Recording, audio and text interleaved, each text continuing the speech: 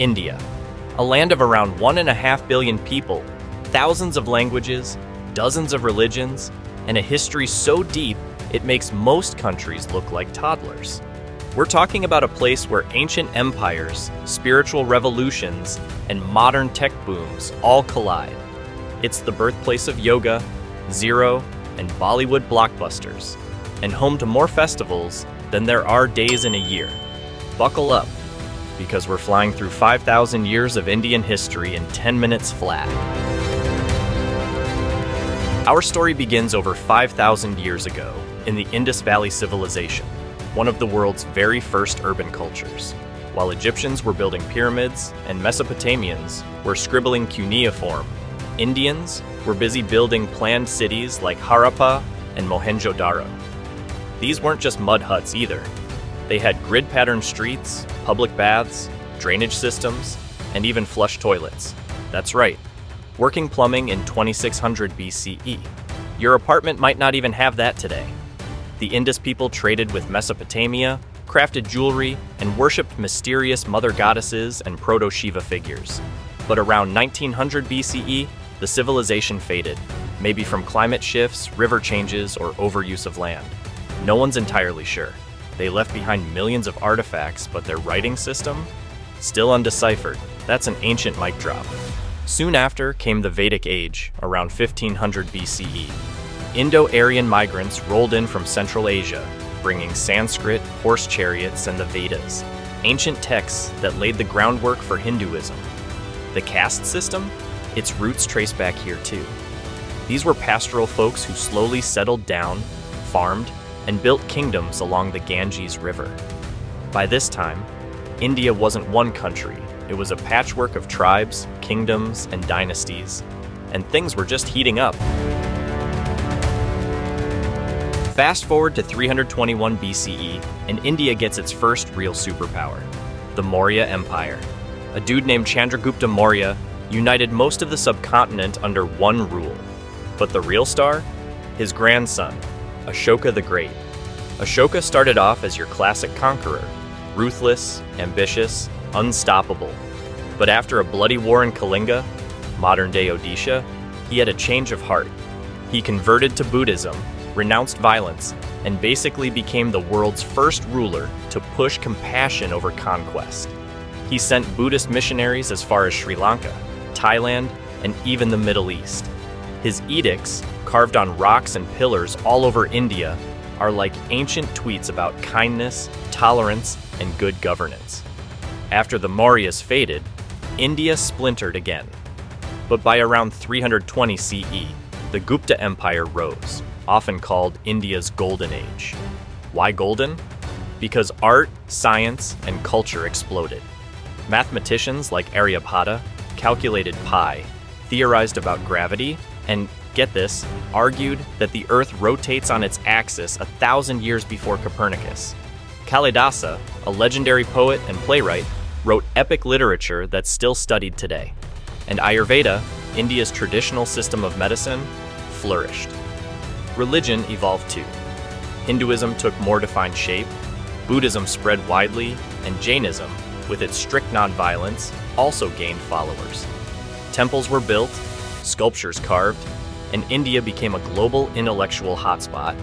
But, as always, empires rise and empires fall, and India was about to meet some new players.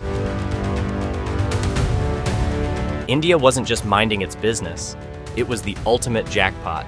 Persians, Greeks, Scythians, Huns, wave after wave came crashing in, because India had what everyone wanted: spices, silk, ivory, diamonds, and thriving trade routes that linked east and west. Alexander the Great marched in around 326 BCE, but didn't stay long. His troops wanted to go home. Yet, Greek ideas and art mingled with Indian culture, leaving behind Greco-Buddhist sculptures you can still see today. By the 8th century CE, Islam entered the scene, first through Arab traders along the coasts, and soon after, through northern invasions. Then came the Delhi Sultanate, established 1206.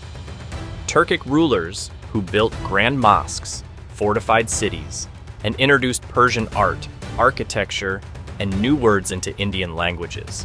But the real game changer? The Mughals, who swept in with Babur in 1526. They weren't just warriors. They were empire builders with style. Akbar the Great, ruled 1556 to 1605, wasn't just about battles. He invited philosophers of all faiths, married Hindu princesses, and cooked up a policy of religious tolerance way ahead of its time. Under the Mughals, India saw the rise of epic monuments like the Taj Mahal, built by Shah Jahan, 1632, sprawling gardens inspired by Persian designs, and the birth of Mughlai cuisine. Yes, your beloved biryani, rich curries, and fragrant kebabs? Thank them. Languages blended, art exploded, architecture soared, and trade boomed even more. Indian textiles, spices, and jewels sailed to the Middle East, Europe, and beyond. India wasn't just invaded, it absorbed, adapted, and amplified everything it touched. But just as the Mughals were at their peak, another force was sneaking in from the sea. By the 1600s, while the Mughals ruled the land, ships started showing up on India's shores. First the Portuguese, grabbing Goa in 1510, then the Dutch, French, and most importantly, the British. Why were they all here? Spices, textiles, and trade riches. India was the supermarket the world wanted a membership to. The British East India Company, formed in 1600, didn't just trade, it played politics. Slowly, they built forts, cut deals with local rulers, and even fought wars to tilt power in their favor. By 1757, after the Battle of Plassey, the company wasn't just a business. It practically ruled huge parts of India. And with the Mughals weakening, the British influence spread like wildfire. They didn't just loot, though yeah, they looted plenty. They built railways, introduced English education, and connected India like never before, but also drained resources, crushed industries, and tightened control. By 1858, after a massive uprising called the Revolt of 1857, the British Crown took direct control. The Raj had officially begun. A new era, and a long struggle, was about to unfold.